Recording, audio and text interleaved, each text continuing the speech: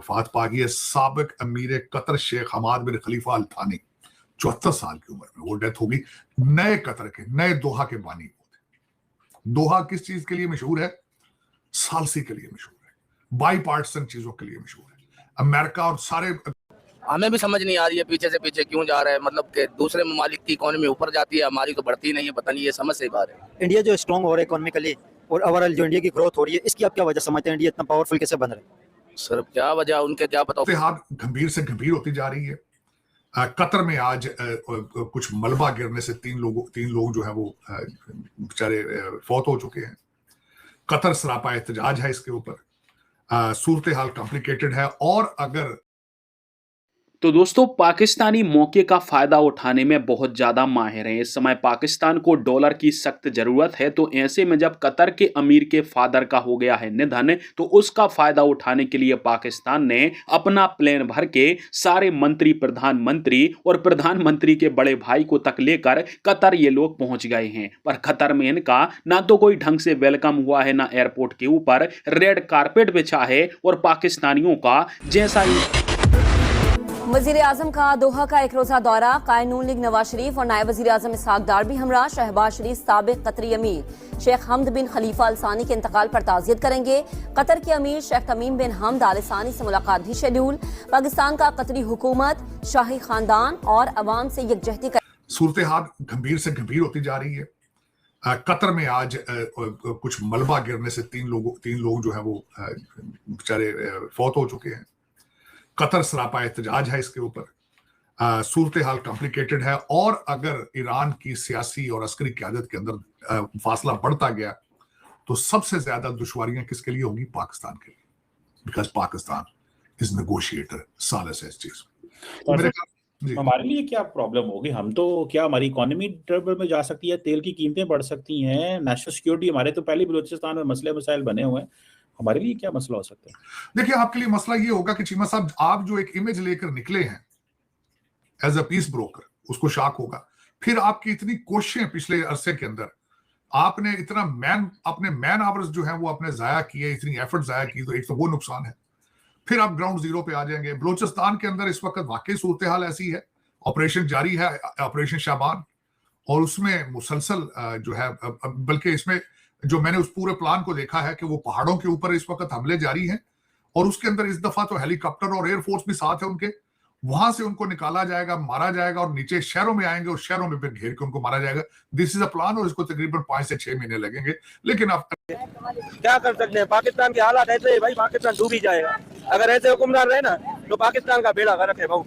बस आगे यही बोलना चाहते हैं। आपको पता है इंडिया इस टाइम पे सुपर पावर बन रहा है, इंडिया इतनी तेजी से तरक्की कर रहा है, इसकी आप क्या वजह समझते हैं कि इंडिया इतनी तेजी से ग्रो कर रहा है और सुपर पावर बन रहा है? भाई वो सुपर पावर इंडिया इसलिए बन रहा है क्योंकि इंडिया सब उधर एक है, लोग उधर के अवाम भी एक, वजीर आजम सबका एक है, लेकिन हमारा क्या एक किस चीज का है?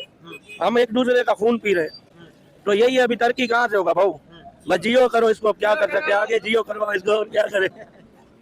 आपको पता है इंडिया सुपर पावर बनने की तरफ जा रहा है, सुपर पावर बन रहा है इंडिया, और यहाँ पे लोग कर्जे मांग रही है गवर्नमेंट यहाँ पे, तो इसकी क्या वजह समझते हैं कि इंडिया इतनी तेजी से तरक्की कर रहा है? तो यार ये आप ये देखो ना कि गवर्नमेंट हमारी अगर सही होती तो इस तरह के हालात हमारे लिए बहुत मुश्किल नहीं होते, हमारे लिए हालात और बेहतर होते। मतलब इंडिया की गवर्नमेंट सही है कि इंडिया ग्रो कर रहा है? इंडिया ग्रो करेगा ना यार, जब उनकी गवर्नमेंट उनको सपोर्ट कर रही है तो वो ग्रो नहीं करेंगे। वो इस चीज़ को देखो कि उनकी आवाम भी इस चीज़ को मद्देनजर रखते हुए, अभी जंग चल रही थी, जंग को उन लोगों ने उस दौरान पेट्रोल नहीं बढ़ाया, मगर जंग खत्म होने के बाद उन्होंने कुछ रकम बढ़ाई, वो भी 4-5 रुपए टोटल बढ़ाया, 5 रुपए। तो यहाँ पर देखें, जंग होने के बाद भी इतना पेट्रोल बढ़ाया, 400 से मतलब 500 के लगभग हो गया था। यहाँ पे तो डबल हो गए थे प्राइस, डबल हो गया ना। तो आवाम क्या करेगी? आवाम को चाहिए कि आवाम एक्शन ले, मगर जब तक गवर्नमेंट सही नहीं होगी तो कुछ नहीं हो सकता। गवर्नमेंट आपको क्या लगता है क्या कमजोरी है? गवर्नमेंट क्या करे? हुक्मरान मैं क्या करें? हुक्मरान सही नहीं है, सारे तरफ से। Indian prime minister PM Modi के बारे में आप क्या सोचते हैं? वो जिस तरह इंडिया को इतना ग्रो उन्होंने किया, के बारे में तो यार कुछ सोचते नहीं है, क्योंकि मोदी को कुछ समझते नहीं है। जिसके बारे में अगर कोई समझे तो उसको कुछ समझे। आपको क्या लगता है वो कैसे? यार बस सही है, मगर उसके बारे में हमने कभी कुछ सोचा नहीं। आपको पता है इंडिया सुपर पावर बनने की तरफ जा रहा है, सुपर पावर बन रहे हैं, और यहाँ पे हालात सोच के लोग डिप्रेशन में जा रहे हैं। सर वो बन भी सकता है, वो बन भी गया होगा बल्कि, लेकिन हमारे इधर हालात ही सेट नहीं होते। और दूसरी बात है, लोग देखो, लोग दूसरे ममालिक की तरक्कियां आप चेक करो कि वो उड़ने वाली गाड़ियां बनाती हैं, हमारे यहाँ लाइट नहीं होती। नहाने जाओ पानी नहीं होता भाई, रोड पे बैठ के आप मोबाइल नहीं चला सकते, जो आएगा बस आपने निकलना है, बोलना है यार वो छीन लेगा बस। मतलब हालात हमारे ऐसे हैं ना। आपको कितनी मरतबा मोबाइल छीना है? मेरे से एक दफा छीना जी। तो देखें डकैतियां भी बहुत ज्यादा हो रही हैं बेरोजगारी की वजह से, लोग डकैतियां भी कर रहे हैं, लेकिन ये जस्टिफिकेशन नहीं है कि आप बेरोजगार हो तो डकैतियां मारना शुरू कर दो। आपको अगर बहुत ज्यादा कीड़ा काट रहे, दूसरों को लूटने का कीड़ा काट रहे, खुद जाके दरिया के अंदर छलांग मारो और मर जाओ, दूसरे लोगों को मत लूटो। ये बात ज्यादती है बहुत बड़ी। तो अब आपको क्या लगता है इंडिया और पाकिस्तान का अगर कंपेरिजन करें तो इकोनॉमिकल बेहतरी पाकिस्तान की क्यों नहीं हो रही है, पीछे से पीछे क्यों जा रहा है? सर ये तो हमें भी समझ नहीं आ रही है पीछे से पीछे क्यों जा रहा है। मतलब कि दूसरे ममालिक की इकोनॉमी ऊपर जाती है, हमारी तो बढ़ती नहीं है, पता नहीं ये समझ से बाहर है। इंडिया जो स्ट्रॉन्ग हो रहा है इकोनॉमिकली और ओवरऑल जो इंडिया की ग्रोथ हो रही है, इसकी आप क्या वजह समझते हैं? इंडिया इतना पावरफुल कैसे बन रहा है? सर क्या वजह उनके क्या पता। क्या एक आजाद मुल्क है? ठीक है। हम तो मुल्क भी नहीं है, हम मुल्क भी नहीं है। कौन कहता है मुल्क है? कभी कहते हैं डिफॉल्ट। पहले ये तो क्लियर करें, हमें रास्ता तो दिखाएं कि मुल्क है। मुल्क है तो मुल्क तो डिफॉल्ट नहीं होता। हम तो एक कारोबार है, हम एक मफतूआ रियासत है। कभी किसी ने मफतूआ कर लिया। जब से मैं आपको एक बात बता रहा हूँ, पहले भुट्टो जिंदा हुआ कौम मर गई, अब मियाँ के नारे बजे कौम के नगारे बज गए। सर इंडिया की दुर्गा मशीन है, बहुत बड़ी अकम्पलिशमेंट है। 1.25 किलोमीटर की सुरंग खोदी गई है। पाकिस्तान में इस तरह के हमें इंजीनियर्स नहीं नजर आते हैं, वजह क्या लगती है?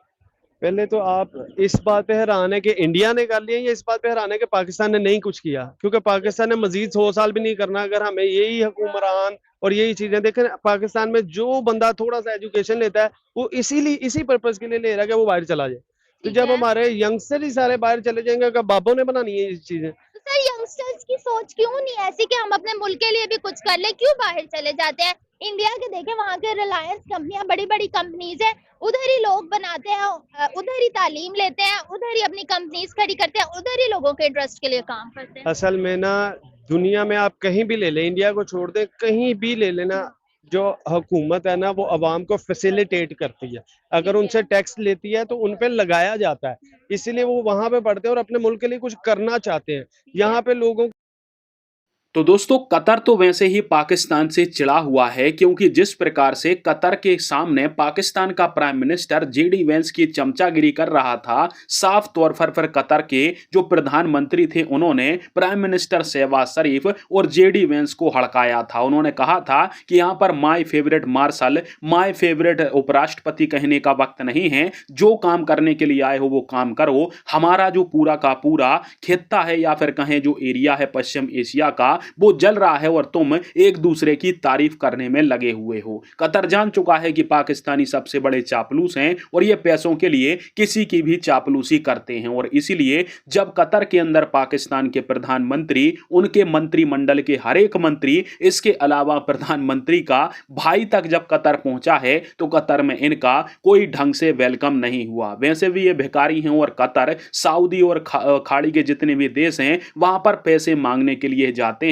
और इस यात्रा का भी मकसद यही है कि हम जाएंगे तो खाड़ी के देशों में कतर समझेगा कि हमारे यहाँ पर ये दुख में आए थे तो कुछ ना कुछ पैसा तो इनको दे ही देंगे, यही इनका मकसद है और इसीलिए ये कतर पहुंचे हैं। अन्यथा इससे पहले कतर पर इतने हमले होते रहे, ये एक बार भी कतर को पूछने नहीं गए थे। अब बात करें भारत की, तो भारत में भी कतर के अमीर के फादर की मृत्यु पर शोक जताया गया था और 13 जुलाई को सारे देश में एक शोक मनाने के लिए भारत का झंडा भी आधे दिन तक नीचे झुका रहा था। ये फ्रेंडली देशों में एक जेस्चर होता है कि सामने वाले देश में यदि शोक हो तो अपने देश का झंडा आधा नीचे झुका के शोक व्यक्त किया जाता है। और भारत से भी मंत्रिमंडल कतर के लिए रवाना किए जाएंगे। परंतु जिस प्रकार से बेशर्मों की तरह पाकिस्तानी जाते हैं, सारे के सारे मंत्री ठूंस लेते हैं जहाज में, अब तो अपने बड़े भाई को भी लेकर शहबाज कतर पहुंच गया है और इसीलिए कतर वाले इनको ज्यादा कोई वैल्यू नहीं